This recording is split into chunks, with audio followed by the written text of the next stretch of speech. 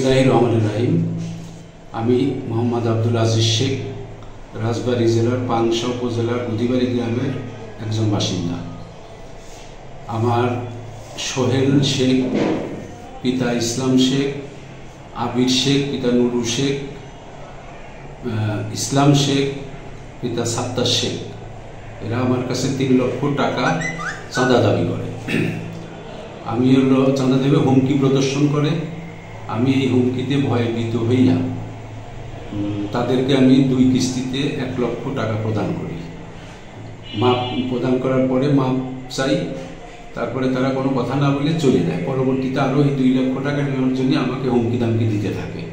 আমি উপায়ন্তর না পেয়ে আমি বউ বাচ্চা স্ত্রী সন্তানদের নিয়ে আমি বাড়ির থেকে বিতাড়িত হই, মানে পলা চলে যাই। চলে আসার পরে তারপরে কিছুদিন পরে এরা হলো লোকজন দিয়ে এই সন্ত্রাসী চাঁদাবাজরা আমার কলার বাগান দখল করে। কলার বাগান দখল করে এবং প্রচুর পরিমাণ কলা কেটে নিয়ে যায়। তারপরে পাশেই আর একটা মেহগনি বাগান ছিল, সেখানে 10-12টা মেহগনি গাছ কেটে লুটতরাজ করে।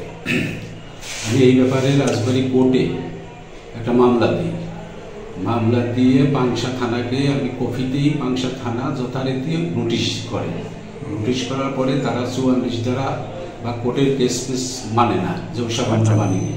তারপরেও তারা উপর্যুপরি আমার সম্পত্তি দখল করে রাখছে এবং আমাকে হুমকি নামকি দিচ্ছে, মারি ফেলাবি যখন তখন। আমি সেই ভয়ে ভীত হইয়া প্রশাসনের কাছে আমি জানাইছি। প্রশাসন কি পদক্ষেপ নিয়েছে আমার জানা নাই। আমি এখন বাড়ি যাইতে পারতেছি না। আমি সঠিক বিচার চাই এবং এই চাঁদাবাজদেরকে আমি এই চাঁদাবাজদের আইনের আওতায় এনে সঠিক বিচারের দাবি জানাই এবং আমি যাতে আমার বাড়িতে আমি ফিরে যেতে পারি। আইন শৃঙ্খলা বাহিনীর কাছে আমার অনুরোধ, আমাকে বাড়ি ফেরার ব্যবস্থা করে আমার জমি উদ্ধার করার ব্যবস্থা করে দেবেন।